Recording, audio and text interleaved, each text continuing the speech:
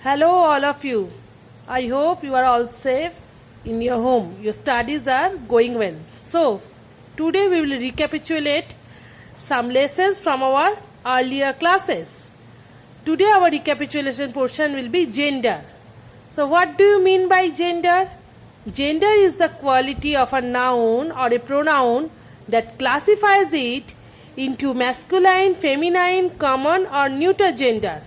So gender is what? It is actually quality of a noun or a pronoun that classifies it into four things: masculine, feminine, common, or neuter gender. See, one example is given here. My brother Mohan and Mrs. Rita's daughter Ashima are friends. They went to the same school. So, in the above sentences, you can find that the word brother tells us that the person being spoken of is a man. Now, brother, in this example, you can find where you have a word brother.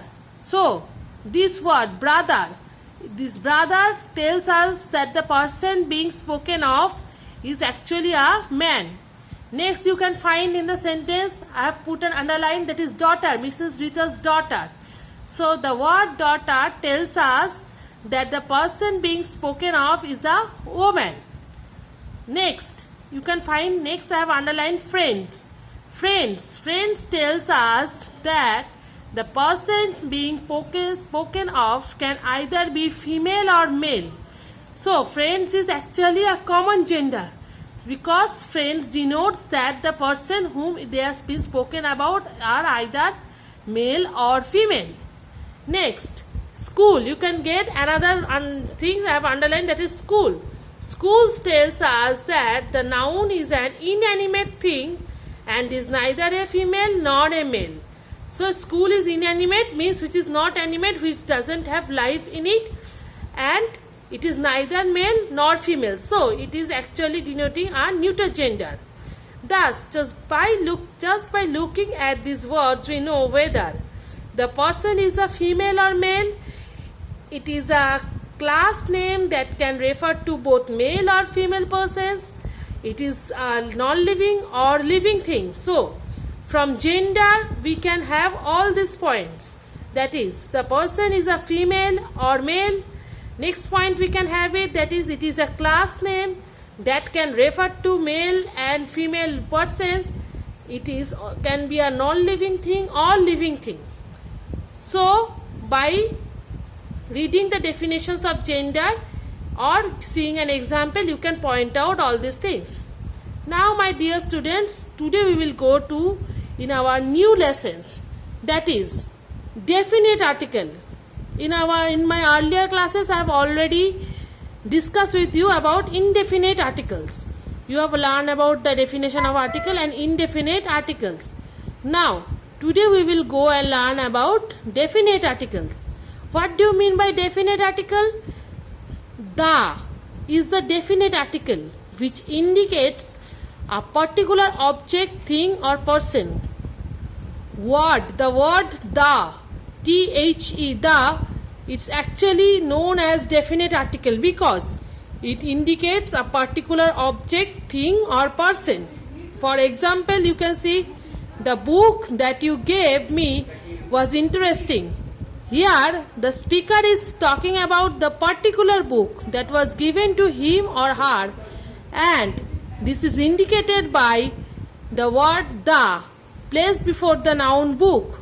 So, in this sentence example, you can find before the noun book, the article the is used.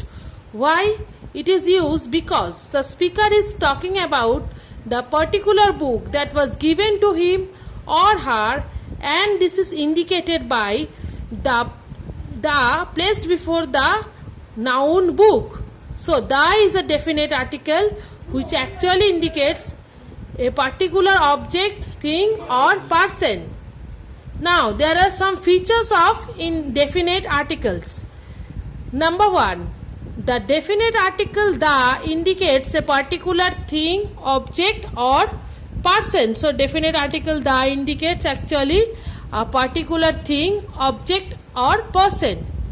Next, number 2 you can find. Number 2, it can come before both singular and plural nouns.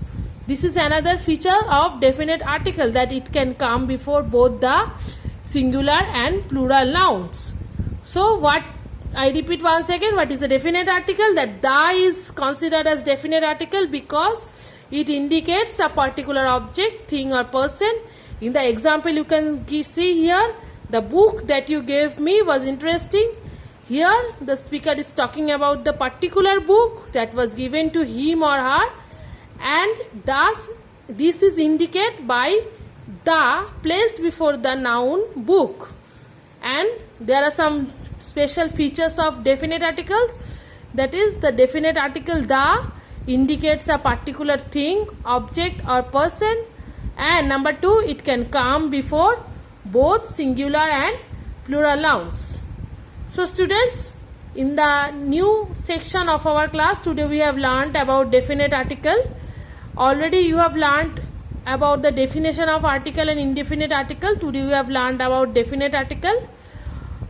We will continue this article portion in our next class, and also some recapitulation from the earlier classes. Today up to this, stay at your home, stay safe and stay fit. Continue your studies well. Thank you. Hope if you have any problem, you can ask me in my comment box. So thank you.